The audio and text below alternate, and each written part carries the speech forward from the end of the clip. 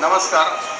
आज आपण रियाज अमृत ज्यूस कशा पद्धतीने घ्यायचं म्हणजे ज्यूस घेण्याची पद्धत.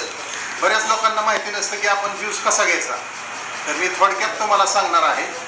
एका स्टीलच्या पातेल्यामध्ये एक 200 ml पाणी घ्यायचं. त्या स्टीलच्या पातेल्यामध्ये पाणी ओतल्यानंतर ते तोपर्यंत कोमट होत आहे. त्याच्यानंतर काय करायचं, ह्याच्यात एक झाकण आहे 30 ml चं एक झाकण आहे. 15 ml चा डोस आहे आपला.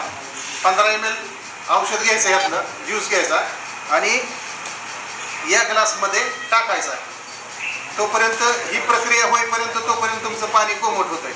हे पाणी घ्यायचं आणि ह्या झाकणामध्ये 2 वेळा विसळायचं. असं 2 वेळा विसळायचं म्हणजे झाकण पुन्हा धुवायची काय आवश्यकता नाही. ह्यातला ज्यूस पण आपल्याला यूज करता येतो. त्याच्यानंतर ह्यात पाणी टाकत असताना उंचीवरून पाणी टाकायचं थोडं, म्हणजे काय होईल, हे मिक्स होईल, पूर्ण ज्यूस मिक्स होईल. बरोबर आहे. ह्याच्यात स्टीलच्या चमच्याने हलवायचं नाही.